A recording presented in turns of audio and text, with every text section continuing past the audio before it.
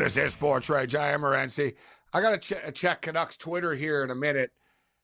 Like I just said, the Blackhawks nearly just scored. Like the puck like literally kind of rolled along the red line, and Demko sort of swung around. It was like, you'll see the highlights. It was like the save of the night type of deal. But Buddy on the Blackhawks said something to Demko after. I don't know what he said, but Demko didn't seem to appreciate it. And I could tell there was something lucky in there, but I don't know if he said you're freaking pretty lucky, eh? Or like how it came across to Demko. But I want to see what was said there. I get their smack talk said, but like I said, Demko didn't seem to appreciate what the dude on the Blackhawks said to him.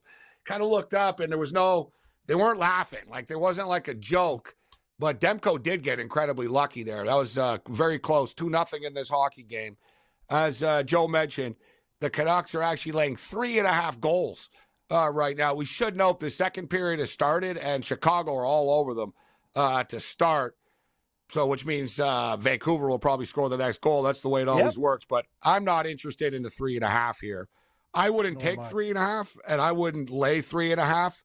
But I think this game's probably going to end up like 5-0 for Vancouver. Chicago might score though. Like they've got 11 shots on goal, Cam, and they've had a couple of close opportunities. So there's no guarantee Demko gets a shutout here. But Demko is like an amazing goalie. He is. And if you're in Chicago, you shouldn't say anything to anybody but calling Demko lucky. He's a very good goaltender. And, hey, the puck didn't go in the net. That's life. That's what happens in hockey. Good bounces, bad bounces. This team's just on a heater right now. Gabe, you said it. Like, this is what happens. Chicago's buzzing. If Demko makes another save and whatever and it gives these guys a little bit, lights a fire under them, I would not be shocked if Vancouver scored the next goal. Yeah, I would not be too happy if I was talking the way the first 5 minutes of this period's gone. Like, the Canucks are not, like, they're getting outplayed massively here. They're getting outworked. That's the big thing. The Blackhawks are just outworking them. Shout out to everyone joining us on SiriusXM Channel 159. George Kurtz going to join us in a couple of minutes. I look forward to Kurtz's take on Patrick Waugh's return to the National Hockey League. Shocking developments that Lou Lamoriello decides to bring Patrick Waugh back to the National Hockey League. Patrick Waugh, who I have like a ton of respect for, somebody who did not do very well in the National Hockey League with the Colorado Avalanche when he was there. Like, he was very erratic. I can say this as somebody who's from there, but if you'll notice, like, these Quebec coaches and stuff, they're all crazy, man. All right? Like, Patrick Waugh needs to dial it back. And we'll see if, like, now he's older, that if he's dialed back, because, like, he was very abusive, right? Like, to players. And I'm not talking about, like there's a thing, I don't mind, like talking, being hard on players, but honest with them. But Patrick Waugh is just a jerk, bro. I'll just be honest. And I like him. But, like I said, he met, like, Thatcher Demko, a good example. That story with Thatcher Demko. Thatcher Demko, when he was coming out of college, Patrick Waugh was with Colorado, and he met with him. And he told him, I would never draft you, and I don't think you'll be and he said, why do you dance? Like, he asked him, why does he dance, like, to music, like in between whistles and stuff, like he did in college? And Thatcher said, because I was having fun. And he goes, yeah, well, I don't think that's very whatever. He goes, I would never draft you. And I told a story before. Thatcher Demko was like, Patrick Waugh was one of his heroes. And he was like, I can't believe, like, what an a-hole this guy actually is in real life. and don't forget, like, Patrick Waugh used to, like, piss the owner off, like, and stuff, because he would pull the goalie with, like, 10 minutes left in the game. He was very erratic. He would rip the players in the media, like, just point blank, rip them. They're terrible. Very Michel Therrien. And if you'll notice, and I was thinking off the top of my head, and I got to look this up actually, but I was thinking off the top of my head, who's, like, how many successful coaches from Quebec are in the league right now? I don't know. It's a great question. And they're not, right? Like, in a sense, I'm thinking, I could be wrong. Like, somebody tell me, I'm thinking, all right, I'm going to go through the list. Well, I'm going to bring this up with Kurtz when he comes on, but if you look, like, Michel Therrien is a good example. So Michel Therrien, very, very passionate, but he's insane, right? And he can like hide it, but he can't forever. It's going to come out again. Like, it's just who he is. All the Canadian guys. Martin St. Louis is actually a pretty calm Quebecer. Yes. Good call. And he's also working but he's with a not young really team, that calm. He's not really. He's kind of crazy too, but like he's good though. But I'm just saying these Quebec coaches are very intense, man. Like they're very lit. Like they're very junior-like. They expect they expect everything to be their way. You remember Patrick Roy better. You're born in Quebec. The guy he's Quebec in the junior league. The guy fought not just verbal abuse. Like he's challenging people to fights. Like Patrick Roy. He tried to fight Bruce Boudreau. He tried to climb the glass and fight Bruce Boudreau before. Like Boudreau's like a little Humpty Dumpty guy. Yeah, a little Humpty Dumpty. Patrick Roy's trying to climb the glass and stuff. It's like, dude, like, what are you doing? Like, you know what I mean? Yeah. Like, you gotta relax, bro. You know what I mean? Like, but he seemed. I gotta tell you. He seemed pretty calm at a press conference, and he's got a chip on his shoulder, Cam, because he doesn't think that he's been given he even said, I don't know, like, you know what I mean? They said, how, did you want to coach in the NHL? And he goes, no one called me. He said, I thought someone would call me. No one called me. He always wanted to be the coach of the Canadians.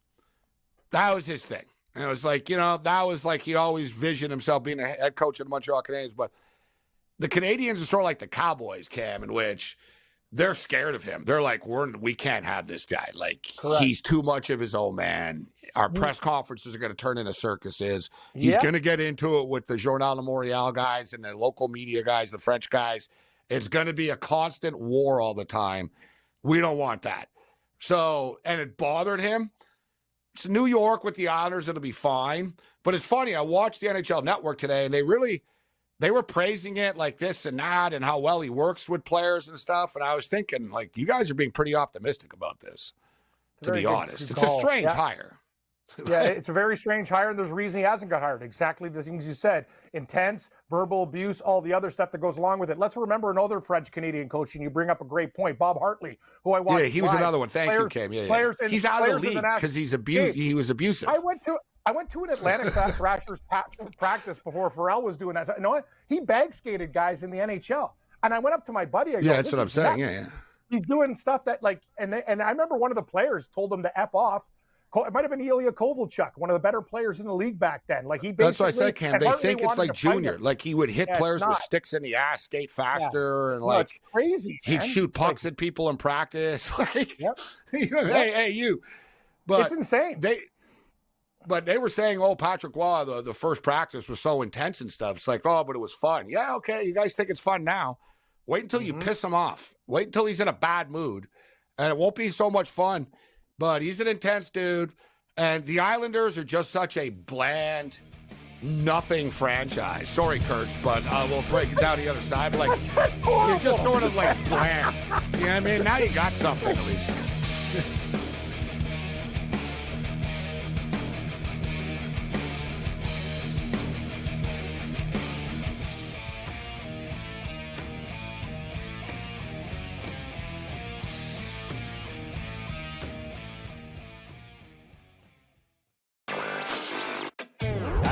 Thought the Lions were going to blow out the Rams, and in the first half I was like, all right, I got one right here on this one. And then the Lions, what happened, Jacob? They stopped playing. The Lions offense is more of a complete unit right now because they have a really strong run game, and I know Tampa's run defense is good too, but all they need is David Montgomery and Jahmyr Gibbs to do a little, and that'll open things up for Jared Goff.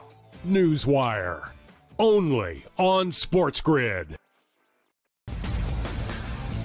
Last year, the Purdue Boilermakers upset by the 16 seed Fairleigh Dickinson. Is history going to repeat itself? Purdue is capable of winning 6 games in the NCAA tournament, but the fact is, until Purdue proves that it's capable of not just advancing, but advancing far in the bracket in March, this is going to be the storyline. And I've said that to you throughout the offseason. The Early Line, only on SportsGrid. I can see why people would bet Boston at minus about 45, but I think the two of them are so exciting and so talented and so awesome. I went with and made the bet of the over 6.5. There are issues with football character. Always doing the right thing, being in the right spot, being highly coachable. why do they continue to fail in the big moments? It's football character, Pharrell. It's not a talent issue. That has nothing to do with it. Pharrell Coast to Coast, only on SportsGrid. They were best friends. Like Siakam's best friend on the team was Chris Boucher. Chris Boucher's best friend on the team was Pascal Siakam. They're not American, right? So there's different cliques in the NBA. And they were very, very tight. So Chris Boucher, I got rattled seeing Chris Boucher and thinking about the memories, but Raptors responded. SportsRage Late Night, only on SportsGrid. One that's been to a sporting event, the atmosphere before a game, I think Game Time Decisions has that same exact atmosphere. This is our arena. This is what we do. There is going to be an energy to Game Time Decisions that you will feel night in and night out. The excitement you get when you lock your bets in, when you're figuring out what you want to do, we can zone in on the biggest games each night. I want this to be the place that people come to before the games start so they feel as ready as possible to lock in their cards. We are going to hit every single one of those markets that you need to know about. We're going to go through every single thing, and I've got a great team behind me that's going to help me get the job done. There is not going to be a better place, I promise you, than Game Time Decisions to get that new information, react to it, and be able to then bet accordingly. We will have everything at our disposal, and we will use that to our advantage. I'm Kevin Walsh. Tune into Game Time Decisions from 6 to 8 p.m. Eastern on SportsGrid.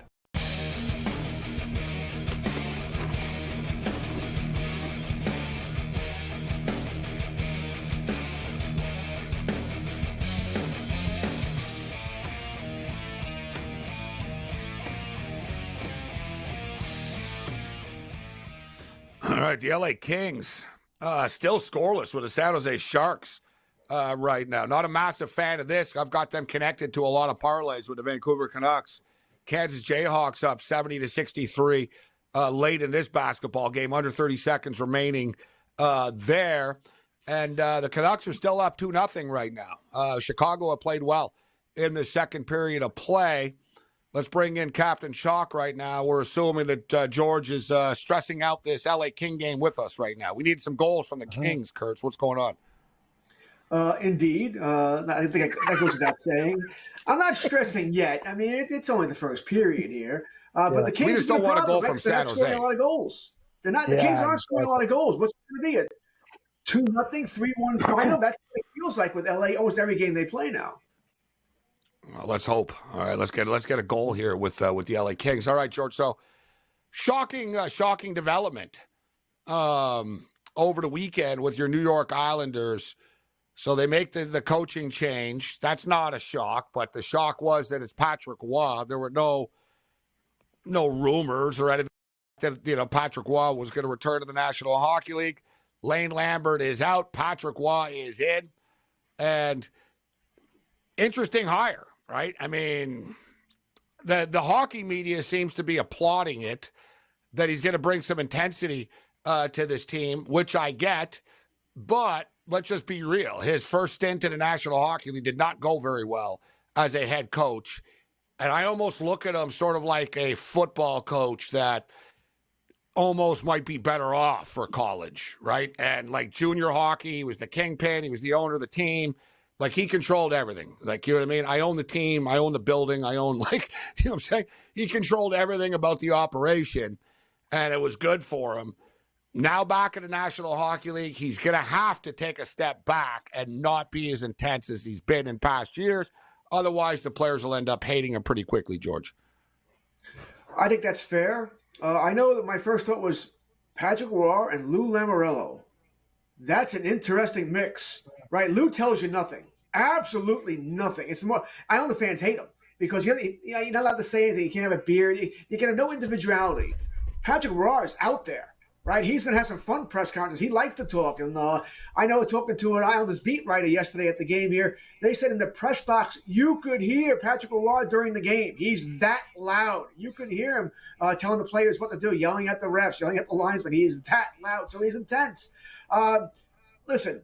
The Islanders have a lot of problems. Was I a Lambert guy? No, but he wasn't the only problem. Lamoriello has made, so many interesting moves, bad contracts handed out over the years. The Islanders haven't had a number 1 pick since 2019. They're one of the oldest teams in the NHL, and there's nobody in the AHL that's coming up to help this team. All right, so there's a lot of issues here. They're up against the cap. Like I said, I think there's a lot of problems here with the Islanders. It's not just the head coach. The GM has issues here, and the players themselves. They lead the earth in giving up third period leads. They take penalty at the penalty at the penalty, and they turn the puck over 1,000 times. All right, I understand that's partly on the coach, but that's a lot on the players as well. I guess the hope here is that Roy will get through to them, and they won't keep making those mistakes. They won yesterday, but as Roy pointed out, they gave up 14 shots on turnovers in their own zone. That's too many, way too many here. I don't know if Roy can get through to them enough to stop that. The players, from what I saw from the highlights and the bench, from the Islanders bench, the players did seem to enjoy at least the energy that it provided. Like I said, the energy can change. It can turn into negative energy, but you talked about Patrick Roy being so loud. I heard a story today about the first practice that he ran. When he whistles, he doesn't have a whistle, guys. He can whistle without a whistle, and it's loud as hell, Cam. And not with his hand either. He just does it with his mouth. Wow. And they said it's loud as hell, and you look over, and he just, no hand. He just whistles, and they're like, yeah, he doesn't have a whistle. He's so effing loud during practice. He doesn't have a whistle. He just whistles at you. You know how hard that is to do? This guy some kind of ventriloquist? It reminds me, though, of like Ditka with the Saints when Kyle Turley goes. He didn't know anyone's name on the team. He would just go, hey, 72, come here. Like, 72. Right? So Patrick Roy's picture him whistling at everybody. Yeah, without a whistle, George. He just whistles at people. That loud on a ring. I read the same story, but I assumed it was his fingers, right? The old and he was doing that. I didn't know he was doing that with just his lip. But that's an interesting skill. Listen, I think the intensity will be good for the Islanders, but no one's going to tell you that Lane Lambert wasn't intense. He was an intense guy. That's a good point. He looked at his face. So, listen, it's Patrick Roy. Remember the conversation we had, a month ago about the Mount Rushmore of hockey players? We were talking forwards. Well, Roy has that as far as goaltenders, right? So he brings a lot of that credibility. You can't say, you never played the game. Roy played the game at, maybe the highest level for a goaltender. The bottom line is this. I don't think it can hurt. I just don't see how it can hurt the Islanders. Right? They're out of a playoff spot now. There's not a lot to this team. Outside of Barzal, Horvat, and Nelson, they don't score goals. Dobson's really good on defense. That's it. And you got Sorokin. There's not a lot of talent here. I don't know what anybody's expecting from this team. No, and I saw people asking if he can do sort of the same thing Talkett did for the Canucks. The difference is the Canucks have Quinn Hughes and Elias Pettersson and stuff. It's a little different. Big time. Like they actually have a bunch of players, right? So, but one thing, and I said this earlier, and with all due respect, I'm just saying this, like the Islanders are sort of one of those teams that they're like the Seattle Mariners. Like they, you know what I mean, George? Like they don't really exist. Like they had a history and stuff, but it was so long ago. Right? They're not really talked about in the market, even in a local marketplace. They're a niche team. It's a niche market, a Long Island thing. And they don't have any star players. They're just boring and bland. Like the Columbus Blue Jackets. You know what I mean? They're boring and bland organization. So at least Patrick won now. Suddenly, George, this Islander-Canadian game is fun. Suddenly, the game at MetLife is fun. Hey, Patrick Roy, maybe he'll jump over the bench and try to fight someone. You know what I mean? It's suddenly like, it's I'm going to watch this Islander game now. You know what I mean? It's true, Cam. Vanilla ice cream, and now with Roy, you got sprinkles and different flavors. And the thing is, you wouldn't care before about the Islanders and hats. Now it's like, Patrick Roy's going back to Montreal. It's going to be crazy. And George is right. No offense to Lane Lambert, he's slick back, whatever. He had an intensity, but more of a permanent anger intensity without the. You know what it is? Like he was. But he doesn't have the 4 Stanley Cups. You need it needs to be. You know what I mean, like that. I felt bad for Lambert. Actually, he's just like every night he's just so frustrated. You know what though? Patrick Roy with the Islanders is a good fit because I brought it up earlier, George. Like he always wanted to be the coach of the Canadians, and very Dallas Cowboys-ish. The Canadians don't like Like, no, you know what I mean? Like, we're not, it's very, we call the shots, we're going to hire you, and you kind of, you know what I mean? You listen to us. Like, it's not, we don't listen to you. So it always bothered Patrick Roy. But Patrick was that chip on his shoulder guy, and he did build that Quebec Rampart thing up. And the Islanders are sort of like a junior team almost. Like, you know what I mean? It's like, listen, like if you're Patrick Roy, you can say, listen, nobody cares about us, but fine. We're going to give him a reason to care about us, right? Like, he's almost like that good, like Patrick Roy would not be good with the LA Kings or something. No. Right? You drop them in some sort of market with the team and be like, no, like, give him a bad team cam like this that he can rebuild in his own sort of way. And one thing is Lamoriello, you said it. Lamoriello's a hard ass too, so he won't mind if Patrick Roy goes off, I don't think. And another thing I think that George understands is like, right, people talk about the Rangers and MSG and the Devils, and they got a couple young players. Like, it's you said it. I think it actually is a perfect fit. The question is, when he goes absolutely bananas, how long will the players respond, Gabe, before it returns the negative? But it will happen. I like to see them lose like 10-0 or something to see his reaction. That's not going to go over. That's not going to go over very well. No. That Montreal trip is going to be interesting. I tell you that. Yeah. They play Vegas tomorrow, Montreal, then Florida. I mean, Lou didn't do this to get the quick bump, right? Because they played Dallas yesterday, Vegas, Montreal, Florida. Not exactly a fun trip, right? Or a fun 4 teams to play here. We've all played easy teams. We'll get a couple of easy wins. It's actually late in the season to fire a coach, too. It is. Agreed.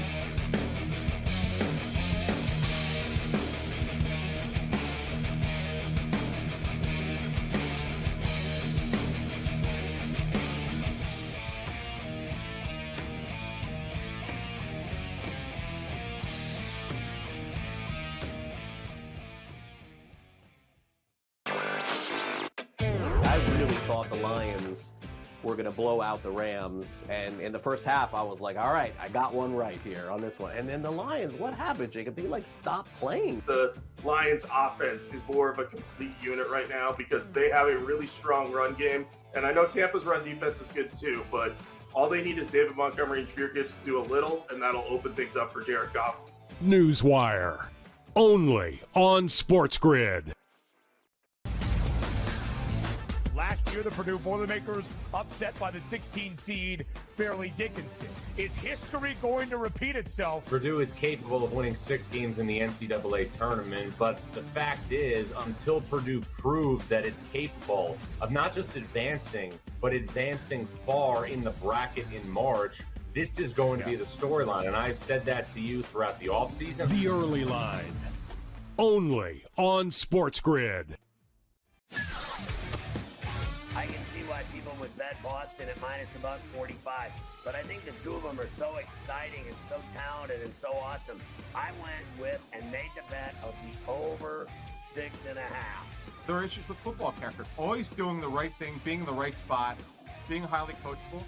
Why do they continue to fail in the big moments? It's football character, Pharrell. It's not a talent issue. That has nothing to do with it. Pharrell Coast to Coast, only on SportsGrid.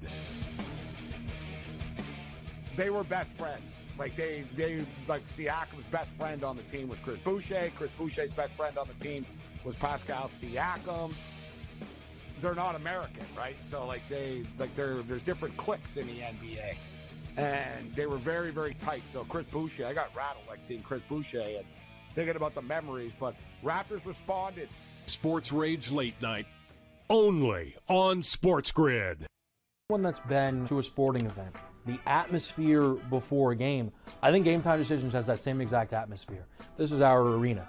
This is what we do. There is going to be an energy to Game Time Decisions that you will feel night in and night out. The excitement you get when you lock your bets and when you're figuring out what you want to do, we can zone in on the biggest games each night. I want this to be the place that people come to before the games start so they feel as ready as possible to lock in their cards. We are going to hit every single one of those markets that you need to know about. We're going to go through every single thing, and I've got a great team behind me that's going to help me get the job done. There is not going to be a better place, I promise you, than Game Time Decisions to get that new information, react to it, and be able to then bet accordingly. We will have everything at our disposal, and we will use that to our advantage. I'm Kevin Walsh. Tune into Game Time Decisions from 6 to 8 p.m. Eastern on SportsGrid.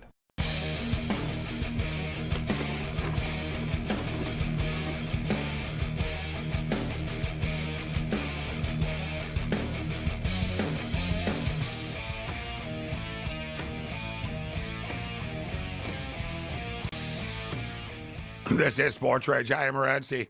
Kicking it with Cam Stewart and George Kurtzbowl-Khan will step up and in a level 3. We'll get his thoughts on Patrick Waugh from a Montreal perspective. I have a lot of Patrick Waugh stories. One of my favorite players of all time, actually. Great memories with Patrick Waugh. I was in the building when they beat the LA Kings for the Stanley Cup in 1993. I remember the 86 when he was the rookie and he carried the team to the Stanley Cup championship. Beloved figure in Montreal. Over the years, you know what I mean, people forget. You know what I mean, you get younger generations and stuff. As I stated, there was a lot of bad blood between him and the organization. Of course, he famously, he left, right? When Mario Tremblay left him in the hockey game, and he said, I'll never play for you guys ever again. And the rest was history. He got traded to the Colorado Avalanche and all that. So there's been a big history there, but that building is going to be lit. Like I said, like it wouldn't have been before, George, like the Islanders now. And I got to ask you, are you going to go to the outdoor game? Because that's something that I figure you should go to. Doesn't happen all the time. I went to the outdoor MetLife game Stadium. last one they had. When they played the Rangers, I don't know, was it 5-7 years ago? It was Yankee Stadium or the Yankee shit. That's pretty cool. I mean, it was cold. It was really, really cold. All right. And I don't drink. So it's not like I'm going to drink myself to oblivion here and feel better. All right. So you're saying it's too cold, you're not going? It comes to a point where that's not fun anymore. All right. Yeah. I don't know what the temperature is going to be like for the game. All right. So I got to see that first. What is it? February 18th, I think. Yeah. So February, by the way, like most places, it's the coldest time here. So it's not going to be a nice weekend. It'll be windy there. It'll be cold out there in the parking lot and stuff. I don't like going to Yankee Stadium to see the Yankees in April, on April 9th games. It's cold. Yeah, George is the best. Hey, I just realized, Gabe, I had a Patrick Waugh rookie card that's mint. I'm looking online. It's like anywhere between like 900 and 1,000. I sold it to buy a Seahawks starter coat for like $80. Really? What a fool I am, yeah. Yeah, didn't save that I bet you, though, to make you feel better, though, you're not really getting $1,000 for a Patrick Waugh card. But you know what? I would say, though, but him, it's an old rookie card, Gabe. If it's in mint condition, because he's one of the best goalies of all time, if not the. I think it's actually over time going to go up because they didn't overfactor. It's only worth what somebody will give you for it. That is true. It lists at like 900 and change. You're right, 1,000. Yeah. So you're right. Yeah, I know. I used to have cards and stuff, and I used to have some valuable ones. And I remember I sold them, and I had like the Beckett's, like, hey, look, it's worth this. He goes, yeah, in print it is. And he goes, yeah, but if you want, he said that was the guy. He goes, well, it's worth what someone will pay you for, isn't it? But I guess, yeah, ultimate mint. I don't know. But no, Patrick Waugh, though, like I said, he was one of the greatest goalies ever to play. You talked about the Mount Rushmore of goalies. There was always a debate, especially in Quebec. Right, and because it was a Team Canada thing and a Quebec thing, Martin Brodeur or Patrick Waugh, who was better? That was there's always going to be the debates. I've always thought Patrick Waugh was. Patrick Waugh played on worse teams than Martin Brodeur. Like Brodeur played on very defensive-minded teams. Mm-hmm. Agreed. No, Patrick Waugh basically sort of like carried the team in a different way. They're both great. It's not really fair but like. I will say this, though. I think Brodeur was somewhat more consistent. That's exactly my argument. Patrick was sort of like a quarterback that would have these sort of like, we all remember, like in the playoffs, he got cocky. He tried to play the puck behind the net. It cost the goal. Like, you know what I mean? There were times he tried to showboat with his glove. It burnt. Like he would do some things where it was like, dude, like, it's a playoff game, bro. Like, stop showing off. Right? I think you bring up a point. I would take Brodeur was more for steady. consistency Like, in a you know what I mean? yes. Like Patrick Waugh, though, in a one-game setting, he can make 62 saves and stand on his head and do things that like a normal human being can't do. But where Brodeur consistently was solid. So yeah, it's a really good argument if you're going to bring it up because they're both top of the food chain for sure. I think in today's game, I'd probably rather have Patrick Waugh. Back when Brodeur played, I'd rather have Brodeur because he could play the puck. Goalies can't play the puck now, right? But you got that stupid quad, which is, by the way, the number one rule I'd get rid of in hockey is that stupid quad thing. I don't understand why you're penalizing a goalie who can play the puck. I think it's kind of idiotic there. But I think that would be my difference. I'd love to have either one of them. But in today's games, they can't play the puck anyway. I'd rather have a Waugh. If you could play the puck back in the day, sure, give me Brodeur for that ability. I've always thought, and even though I was a goalie, I always thought that if you're outside of the crease, a goalie, you're fair game and you can get smoked. I like that idea too. I agree. I think that's I'm that serious, Cam. Like if you're a goalie and you want to go play the puck behind the net, then bro, like I can hit you into the boards like anyone else. You left your safe zone. Now you're playing with the big boys. That's on you. I'm with you. They just do. I'll let you go do what you want to do and give the puck to your forward. No, you should be able to be hit. I completely agree. Yes. Yeah, I don't, and I say that as a goalie, but when I played, we didn't handle the puck. Like, we were told, don't do it. Like, basically, I would stop the puck behind the net and just leave it for the defenseman. Once in a while, I get cocky and stuff. You know what I mean? I try to, like, pass or whatever, and, like, the coach would always get mad at me. As a defenseman, I love the goalie who could play the puck. You know, so I had to skate back every time to go get it. If you could play it up to me, especially if no one around, just throw it to me a little 10 feet, 20 feet. It's great. It's fantastic. I love the goalie. But if you were bad at it, leave it alone.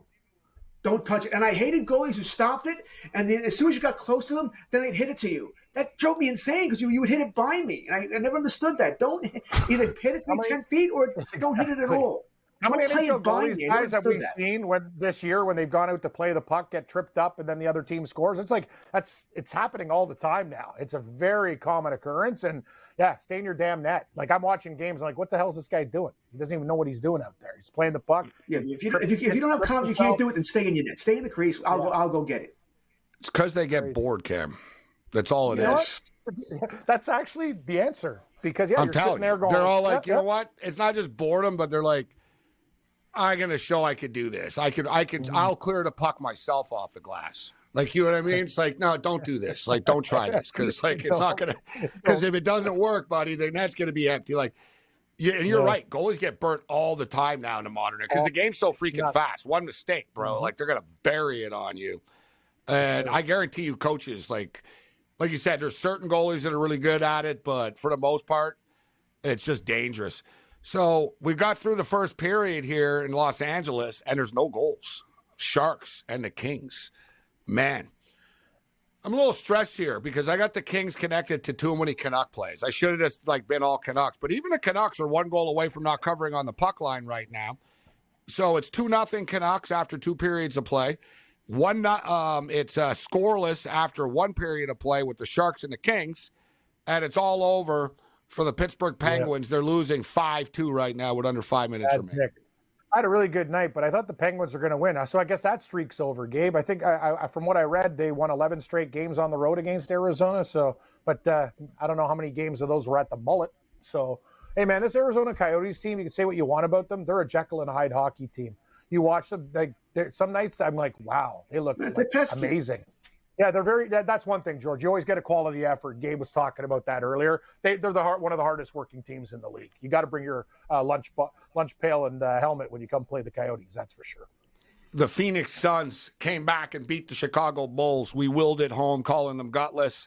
115-113 was the final score. It was good. I had them in moneyline parlays. I'm glad. So we'll take it. Now we're calling the LA Kings gutless. Yeah, they are gutless. Gutless hockey. Gutless team, Kings. Yeah.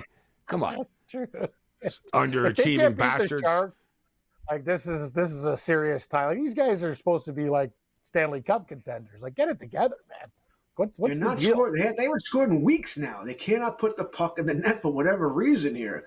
It's been frustrating because this team. The goaltending's been all right. Defense has been solid, but they're not putting the puck in the net. You know, I saw something tonight. They were saying things are so bad for the Sharks. Good to know too. because they got to be playing. Maybe tomorrow they're playing, I think. The Barracudas, their AHL team, the San Jose Barracudas, they've lost 9 straight games. That's when you know, like, your organization's bad. Like, you've got problems.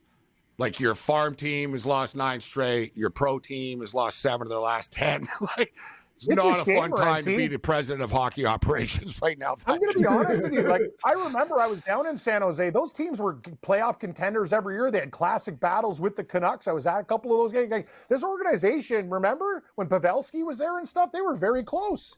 Very close, right, George? Like, they were very, very close to winning, like, the Stanley Cup. They went deep. Vegas beat them. They beat, remember? Like, it's just, like, what happened here? Like, they went from, like, a top 4 or 5 team in the league to the worst. They probably gave up on Pavelski a little too early, right? They let him go. Thornton went. And people forget, as far as the Maple Leafs signing Tavares, and the Islanders should have had him. San Jose offered the most money. Yep, they offered the most money for Tavares, and he didn't go. So they were trying to keep it up, but in the end, didn't work out there. But they did try. They hung on too long, though. That was their thing, to the Marlows and the Thorntons and stuff. It wasn't working, and they kept trying over and over and over. I'm looking here. I was like, who did they draft last year? William Smith. So they are stockpiling young talent.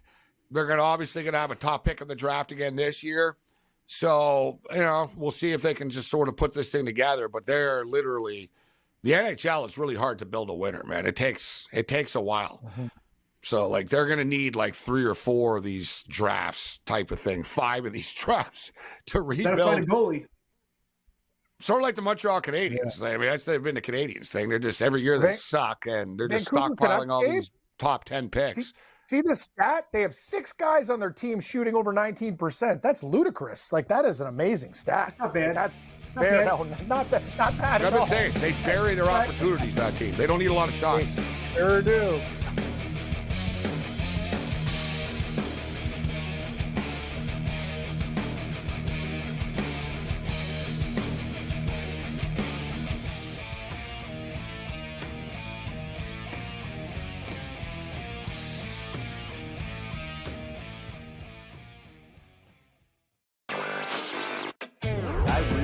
The Lions were going to blow out the Rams, and in the first half I was like, all right, I got one right here on this one. And then the Lions, what happened, Jacob? They stopped playing. The Lions offense is more of a complete unit right now because they have a really strong run game, and I know Tampa's run defense is good too, but all they need is David Montgomery and Jameer Gibbs to do a little, and that'll open things up for Jared Goff.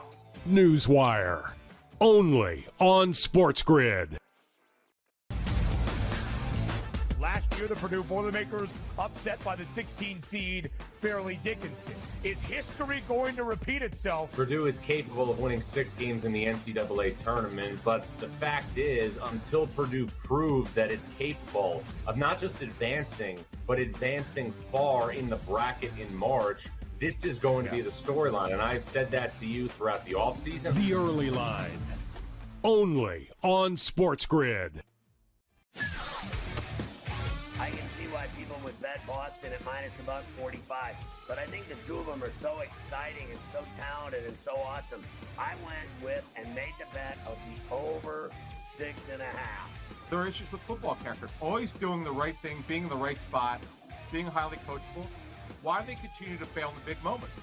It's football character, Pharrell. It's not a talent issue. That has nothing to do with it. Pharrell Coast to Coast, only on SportsGrid. They were best friends. Like Siakam's best friend on the team was Chris Boucher. Chris Boucher's best friend on the team was Pascal Siakam. They're not American, right? So there's different cliques in the NBA, and they were very, very tight. So Chris Boucher, I got rattled seeing Chris Boucher and thinking about the memories. But Raptors responded. SportsRage Late Night, only on SportsGrid. One that's been to a sporting event. The atmosphere before a game, I think Game Time Decisions has that same exact atmosphere. This is our arena. This is what we do. There is going to be an energy to Game Time Decisions that you will feel night in and night out. The excitement you get when you lock your bets in, when you're figuring out what you want to do, we can zone in on the biggest games each night. I want this to be the place that people come to before the game starts so they feel as ready as possible to lock in their cards. We are going to hit every single one of those markets that you need to know about. We're going to go through every single thing, and I've got a great team behind me that's going to help me get the job done. There is not going to be a better place, I promise you, than Game Time Decisions to get that new information, react to it, and be able to then bet accordingly. We will have everything at our disposal, and we will use that to our advantage. I'm Kevin Walsh. Tune into Game Time Decisions from 6 to 8 p.m. Eastern on SportsGrid.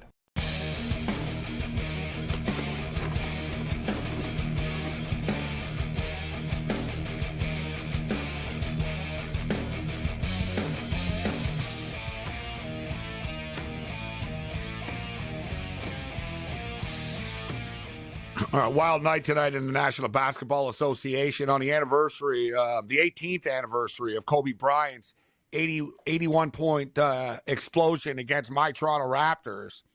Joel Embiid scored 70 points tonight. Karl Anthony Towns scored 62. Embiid just absolutely goes off. Unbelievable performance. 18 rebounds as well. 5 assists in 37 minutes.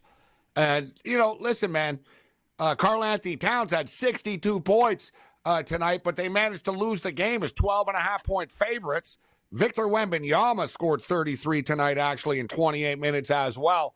So a fun night in the association. We have one game going on. As we mentioned, the Phoenix Suns came back and won.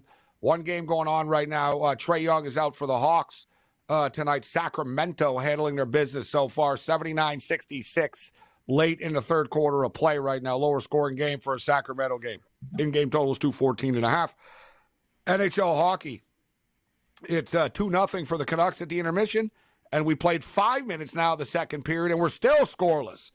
Listen, I don't mind. It is what it is, but I tell you what, I'm going to flip if the Kings don't score first here, guys. Like, if I don't want to be down 1-0 in this game. We need the LA Kings to score a goal fast. In-game total down to 3.5 right now. It's annoying, concerning. I wasn't worried about this game, but now I am a little worried. It's more annoying and I'm getting a little impatient. Scary. Yeah, I'm getting a little impatient with the Kings, to be honest. This is the thing. Like, they just keep on. What always worries me is that 0-0, more SJ Sharks. Well, we're getting late enough, Cam, now where if the Sharks score, we got a problem. Like, it's like, no, we need the first goal of the game now. I don't know. If you give up the first goal a minute in, it's like, whatever. I'm watching the game. It's right in front of me. It looks like the Kings are controlling play. We all know it's one stupid little play, and the Sharks are going to get an 18-hopper that goes in the net. And now we're going to be scrambling for a goal for the next I just missed. For the next 35 minutes of hockey play here. So, thanks, guy. I really wasn't worried about this. You guys started bringing it up. Now I keep watching the game. Like, they really can't lose this, can they? They're still minus 300. I got to be honest with you. If you lay 300 with the Kings right now, if they do win, that's just ridiculous. Like, they don't win games big enough for them to be a 3-1 favorite, Gabe. It's just bottom line. I've got them in 2 parlays to close out. I got a Kings-Canucks parlay. And I got another one, Kansas basketball, Vancouver Canucks and the LA Kings. And I also have another one with the Kings minus 1.5.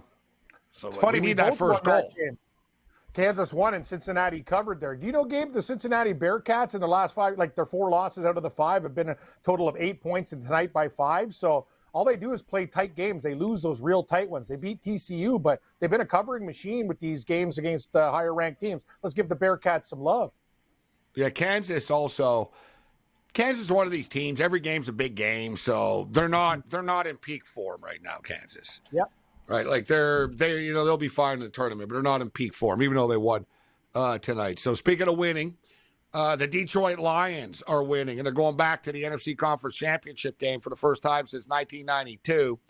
Yet everybody's talking about Lion fan yesterday crushing this $250 masterpiece of a sandwich that contains 4 different meats, 9 different, you have a choice of 9 different sauces. It sort of looks like a club sandwich from here, but I guess there's like different meat in it. So it turns out that this guy is he's a season ticket holder, George. He goes to every home game, and this is his thing. He buys this sandwich every game, and he crushes it himself. I'm assuming he brings some of this home after. It's supposed to feed 10 to 12 people, Cam. Yeah, so this guy's a professional Like it says leader. when you buy it, feeds like 10 to 12. So it's like, you know, Does he 10 bucks, does he give it to 20 the neighbor bucks in the each. section, You Gabe? and your buddies, you know, Yeah, you pass the sandwich around down the row. All right, guys, give me a piece of that. Yeah. Yeah, that's right. Thing's a Roast beef, freaking ham, hockey stick. Look at his chicken, shish kebab. The turkey. guy's sitting there. Put the picture. He's sitting there with his I know, big thing. it's Look at this thing. amazing. Look how big it is. It's amazing. So That he has to sandwich hold rock. him too to make sure it doesn't he's- fall. What do you do if you got to go take a leak? You just hold it Right, up. you You're can't go to going the to whiz it bathroom. out. You're Hold holding that your together. back here. That's a You're great holding call. it up. Can you hold my stick? Like, Hold my sandwich for a second. Stick. That doesn't sound too good. Can you No, hold it my doesn't sound stick? fair. No, what do you do? Like, give it to your neighbor? He holds it in his lap? Like, you can't take that to the can with you. What are you How going to big do? is what is it? That's like about Good 4 point, feet. Gabe. I never thought about It's that. too big. It's too big to carry. It's like awkward to have, bro. He's got to be sharing once- it. Come on. Can't eat I that once had a stuff. friend of mine. Now this is back when we were younger, okay, probably in our 20s. He bet me during a football Sunday, and this is not when there was no night games back then. So from 1 to 7, that he could finish a 6-foot hero. He bet me this. Do you think he won the bet? No, I think Small he guy, lost. by the way. He's a small guy, not a big guy, not a professional eater or anything. No, he won the bet. He finished a damn Wow. 6-foot hero. I couldn't believe watching him eat this thing. It was like, you got to be. I mean, it was a legitimate, Italian hero, American one on the side. He got the meats he wanted, the sauce or whatever he wanted, but unbelievable. I might live to regret this, but I'm taking under 4.5 in the Canucks game. You know what, Gabe? I don't hold on here. This thing's locked, and San Jose's this is not good right now. It's going to I don't know go. what's- George There's watching the Nothing game. What's going going on on, in the George? Kings game. What's going The on? Vancouver games in two periods. There's nothing going on. Oh, Shark. No Game, reason to be Shark. locked. Okay, I don't know why There's they no locked reason it. for it to be locked. They're playing. I don't think Chicago are going to score. I think Vancouver will score another maybe 2, like 4-0. I don't think they're going to score 3 goals in the fifth. They're up 2-0. They're going to grind through here in this period. Mm-hmm. They're going to win 3-0, 4-0 or something, I think. Penalty not gonna go coming on the crazy. Kings. Oh, of course, that's why it locked. All right, Sharks so stop the puck. It's been Chicago delayed penalty for a long Blackhawks time. team total. What's the team? The Blackhawks. All right, I want to see what the see if the Blackhawks to score a goal here is. All right, Blackhawk totals. Oh, crap. I know the Sharks scored, man. Like, I mean, Yeah, this the is- Sharks scored. The They Sharks scored just on the scored? delay. Everybody, They scored on the this delay. is- They didn't even get to the power play. This is every hockey bettor's last game parlay. One of these big minus 400 favorites going to bite the dust. You saw this. It's just the Kings. These guys, what do you do now? Do they take the Sharks or you just ride this thing out? Like, what do you do? They're still dogs. Got to hope that the Kings wake up after this now. I don't know. You know, the Ranger game last night. The Rangers were down to the Ducks 2-0 late in the second period. They scored, make it 2-1. They blew them out the third period. Yeah, that's true. We'll just ride it out. Problem is, I don't like, but if you I bet don't the like Rangers the last fact night, you're that, getting plus 130. Just a question. Usually When you're laying a minus the 450. Rangers are better than the Kings. Yes, they Yeah, are. And also true. how many people betting hockey need this as their last game of their parlay? I can tell you, I would say 9 out of 10 games. Like, Yeah. not very many people pick the Sharks, even dog players tonight. The bookmakers It's are not- really going to be happy if the Sharks win. Yeah. Oh, you said it, Gabe. They'll be like high fiving in the room. Yeah, SG Sharky. We got a Every little parlay is spoiled. going to lose on the way Yeah. out. This is it. We fell for it. Oh boy. So speaking of losing, the Buffalo Bills, I'm going to get into this in level 3 with Mo Cod, and I'll share my thoughts on another Buffalo Bill collapse. George, what are your thoughts on this? What did you think of the Bills-Chiefs game? And then what do you think of the Chiefs and the Ravens coming up? I thought it was a fantastic game. Extremely entertaining. I thought everything was going the Buffalo Bills' way, right? I mean, Harvin fumbles at the 1-yard line. That fumble that should have been recovered by the Chiefs, but the guy tried to scoop and score rather than fall on it. The Bills got it back. Everything seemed to be going the Buffalo Bills' way, and to lose that way by wide right again is just horrific. This is why I like to say when my teams, I much rather my teams get blown out. Now I don't have to worry about it. I thought that loss yesterday was just heartbreaking, absolutely heartbreaking. But it was a great game, and you feel bad for Josh Allen, who I see on Twitter now is catching a lot of crap. What do you want the guy to do? I understand he missed the one throw late, but what do you want him to do? I mean, he did all he could do there. Like I said, I thought it was just heartbreaking, just heartbreaking for the Bills. It's always heartbreaking. They always find a way to lose in the most heartbreaking fashion. They just do. I saw something today, though, that was actually interesting. And it's, media narratives with cities and stuff like that. But like Detroit. Oh, Detroit, they lose all the time. It's so great. A city that hasn't been to a championship, has won since 1991, is Minneapolis, St. Paul. Like, they don't win. Like, the Twins haven't won. Like, no one wins. The Wild hasn't won. The Vikings never win. like, you know what I mean? They've been through a lot, too. There's different markets and stuff. You know what I mean? Like, the Red Wings have won. The Pistons have won. It's just been the Lions, right? So it sort of gets this sort of, Detroit never wins thing. I brought it up before. Like, look, the Arizona Cardinals suck, and the Chargers suck. They don't get the same type of sympathy card because they play in nice weather cities. But speaking of the Detroit Lions, Scott Farrell was talking about the Lions today with Jennifer Hammond from Fox Sports in Detroit. Check out Farrell's show. I join him every day at 3:25 Eastern time. Let's see what Jennifer had to say. Yesterday was no joke. I was doing the game, and I thought it was no joke. When they were up 2 scores, I thought they got soft, and Mayfield cut through them like butter when he threw to Evans at the 1. And didn't you think they were going to go down and try to tie it and go to overtime? I absolutely did. But there was something about this team that it doesn't have that. You're familiar, obviously, with the SOL, the same old Lions feel. This team is resilient, and I knew that they've got dogs on defense. They're not the greatest. I mean, they're leaky at times. They're going to give up big chunk plays. They're going to give up explosive plays to really good receivers. But part of their charm is there's always a guy that finds a way. Aiden Hutchinson against the Bears midseason, the strip sack.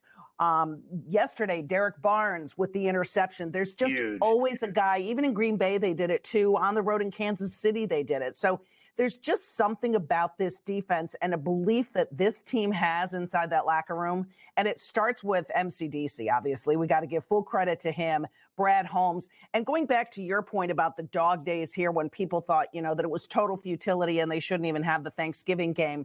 There is something to be said now for the competency within this organization that starts at the top. Sheila Ford-Hamp came in. She took over. She made sure that she got things right from the bottom, from the basement all the way to the attic. She got things finished off. She got some insulation put in. She hired the right people around her. And you know the story. Everybody was kind of making fun of Dan Campbell when he was first hired here. But that is not the tenor anymore in this city. Big game this week for the Detroit Lion organization, trying to make it to their first ever Super Bowl. George, how do you feel about their matchup against the San Francisco 49ers, who are 7-point favorites? So I think they have a shot here, right? I know it was raining and miserable for the San Fran game, but Purdy looked terrible. So he's got to play much better than that. That being said, I think he will against the Detroit Lions secondary that's leaky. As Hammond said, to put it nicely, they're going to give up some big plays. How healthy is Debo going to be? Right? He's got the shoulder. They say it's not cracked, just very sore. They'll know more on Wednesday and Thursday. They really could use a healthy Debo here. I don't think. Bottom line is this: I have San Fran going, so I'm not going to go against that here. But I think this is a game. I certainly think the Lions have a puncher's chance here. If Goff doesn't get rattled, you run the ball with Gibbs, who can be very explosive here. If Hutchinson keeps playing the way he's playing, he's got 8 sacks in his last 4 games. He's a man possessed right now. So he's played great here. I think they have a shot here. That being said, I'm on the Niners. Aiden Hutchinson, a Michigan Wolverine, George. That's why he's so good. Jared Goff's record. Jared Goff's record versus the San Francisco 49ers is 3-6. Just saying, just for the record. It's pretty crazy, actually. I saw a thing yesterday. Most players in the playoffs, actually, for schools was Michigan and Notre Dame.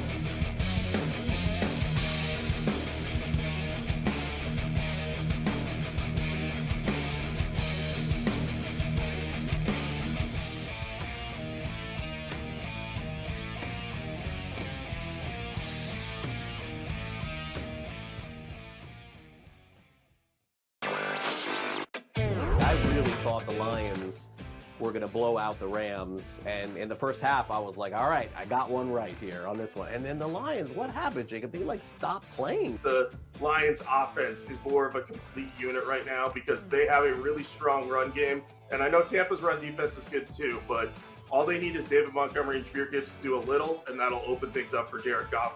Newswire, only on SportsGrid.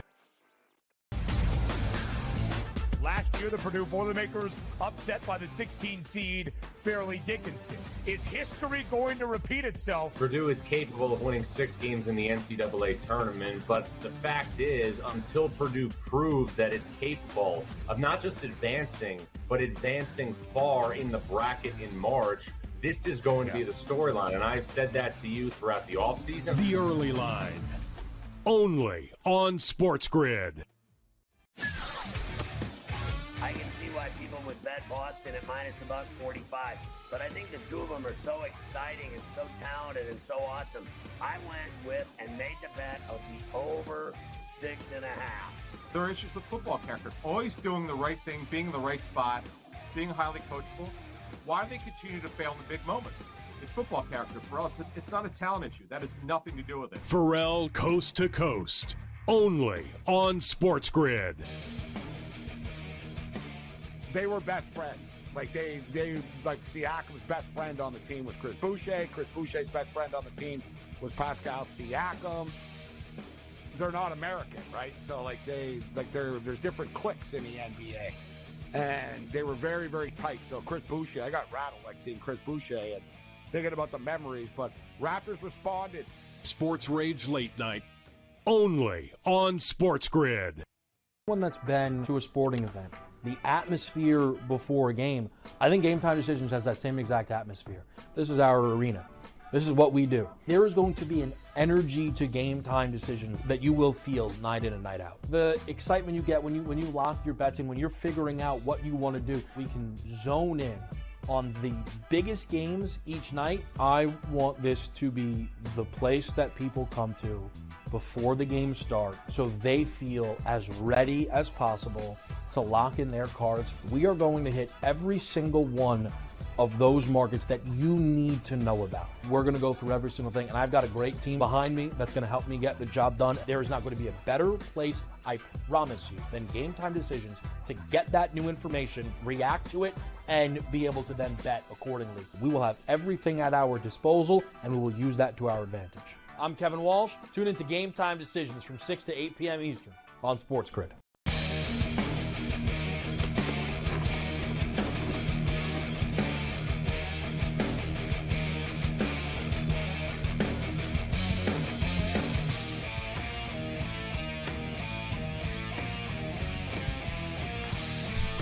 Shout out to our boy Ghoster. Is it the year of the Lion? As he raises a good point. Jared Goff, of course, went to high school in the Bay Area. He was the Cal quarterback, so it is a homecoming for Jared Goff. Listen, the Lions are playing with house money coming into this football game. All the pressure is on the San Francisco 49ers. They haven't finished the job either in the same way a lot of these other teams who don't get the same criticism that they do. But a big difference is the Lions' last 2 games have been at home. And you're not going to find a more electric atmosphere than Ford Field was over the last 2 home playoff games. Now you're putting them outdoors, not as fast as a field, slows down Gibbs a little bit. And San Francisco's not an easy place to play. And oh yeah, by the way, the Detroit Lions haven't won in San Francisco since 1975. George, who are you leaning with the Chiefs and the Raven game? I'm going Baltimore here, right? Chiefs they're another team that's really banged up. We don't know if Thuney's going to play. He's got the pectoral strain, so I guess they're lucky that wasn't a tear there. Ravens getting healthier. Humphrey coming back. Yeah, Mark Andrews. I think Mark Andrews is coming back. A little surprised he didn't play this week. I'm on Baltimore. San Fran. I have a ticket from weeks ago. I'm not changing that up here. And I think Kansas City. I think the magic ran out. Right. Buffalo probably should have won that game. Maybe. So I think they gave it all up there. I think it'll be another good game here, but I think it's a game where as it moves along, Baltimore pulls away. It's a good point that you raised as far as Kansas City. They lost a lot of bodies as that game was going on yesterday as well. And no excuses for the Bills, but the Bills' defense was basically all backups. It would have been a miracle if the Bills would have survived. They probably would have been in trouble going to Baltimore anyways, even if they did somehow. So, Cam, 30 seconds. The L.A. Kings look like they're going to let us down unless they find something, down 2-0 right now. Yeah, parlay killer. San Jose's on the power play, minus 350. And Gabe, the golf this week, I know Brady's going to come on a day early because of the football. Wednesday to Saturday tournament this week at Torrey Pines. Lots of fun, buddy, but let's pray the Kings do something in the third. Pray. Mo Khan stepping up and in level 3. Let's roll.